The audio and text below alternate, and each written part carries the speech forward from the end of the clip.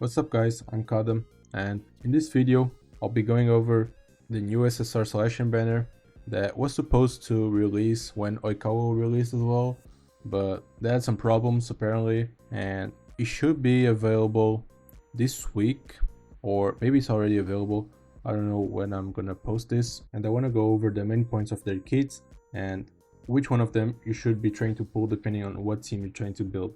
Alright, so I'm gonna start with Yaku because he's the only Nekma player available in this banner. So his skill 2 is just a quick attack buff.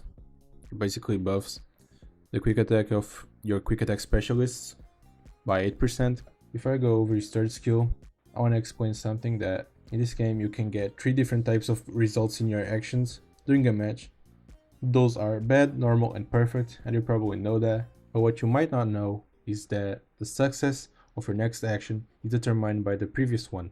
So let's say, for example, your libero did a normal receive. That means your set can be bad, normal, or perfect. And if you get a bad result in that action, your next one can only be either bad or normal. With that explained, Yaku's skill tree is that if Yaku's receive is normal, it will automatically become perfect, which means that your set can't be bad and your attack can also be bad, so you have less chance of being blocked. And that's why Yaku is so strong overall and can be played in any team. Next up we got Shirabu, the main setter from Shiratorizawa, and to be honest, he's really underwhelming at 0 dupes because it doesn't offer any buffs aside from 8% on power attacks, so he's only a good option if you have his skill resonance 2, which buffs awareness and reflex of your whole team. But yeah, if you pulled on Oikawa or you are planning on pulling for Bokuto and Akashi, then I would say is an easy skip.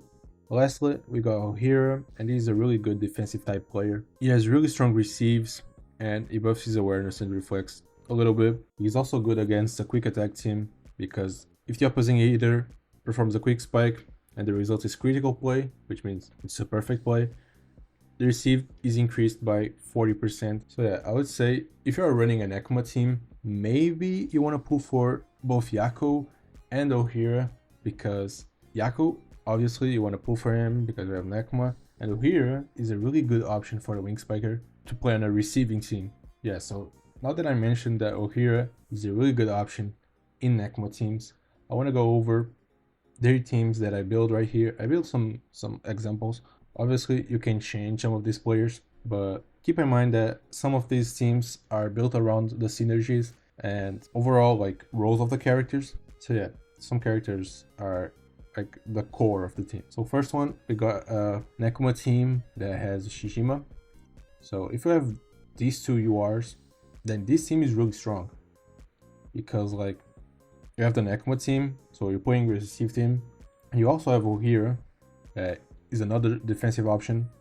So why did I choose Goshki as the other wing spiker? It's because of this synergy that he has with Ohira that increase the power attack of all players. And to be honest, the other options aren't like incredible. They're just like kind of okay. These 4, they don't have any synergy in here, and Goshki is just like, yeah, it got a synergy with Ohira. He's also a good offensive player, so yeah, that fits perfectly. The second team is if you don't have Fushijima, so you can run something like this. Again, Ohira, because I do think he's the best wing spiker for Nekuma. And then we have another duo that has a synergy, and obviously if you don't have Fushijima, Kentaro will be your best offensive option in the opposite hitters, and he obviously has a bond with Uezumi. And then if you really want to commit to the receive team, you can play something like this. Again, Nekma core, Ohira, and Daichi, because Daichi is really good defensively, so it just makes your team so much better defensively.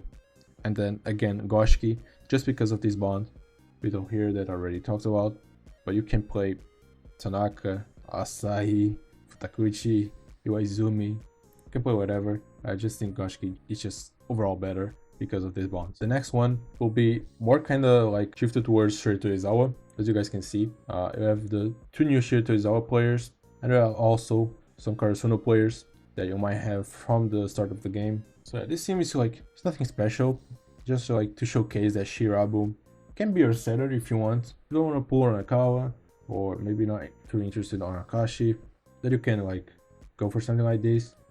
The next team is built around Ushijima and Oikawa, as you guys can see. Obviously, if you have Oikawa, you should have Iwaizumi, and if you have Ushijima, you should have Tenno as well in your team. So that leaves 3 spots on your team. I choose Yamagata here because of the Shirato Izawa team bond, but if you don't care that much about the team bond, then you can go with something like this, just to have another synergy. The other wing spiker apart from Iwaizumi, I chose Ohira just because he's a new character, because you still don't have that many characters, so you don't have many options to team build with. Now this team is kind of crazy. I put together all the 3 URs that we have in the game. If for some reason you have all 3 of them, it's like the kind of team you can do with Yaku. You can obviously also go for the Shirato Izawa guys once Yamagata is released. Now this is another team built around Oikawa that doesn't have Ushijima as your opposite hitter. So here you have Iwaizumi and Kentaro, again the Obajo Sai guys. Then I went with Yaku and Oliev, and here I went with a duo that's kind of crazy and I never used it because I don't have Takushi. But yeah, this is an option as well. I was mentioning options that you have. You can also obviously go for something like this, like more basic. So basically, if you got lost during the video, go for Yaku if you're building a Nekoma team, or if you're building a team that you're not planning to use your libero slot to fulfill the school team bonds. Because if you're not using the libero position for the school bond, then I would say Yaku will be the best libero for a while. Only go for Shirabu if you don't have either Ikawa or don't planning to go for Akashi or any other setter in the game, because you really need to invest in him for him to be good. And then Ohira, I would say go for him if you need a more defensive option, or if you're running an Nekoma team or a Shirato Izawa team. He's honestly pretty flexible and he's an overall great character. So that was all I wanted to say for today. As always, take care. Bye.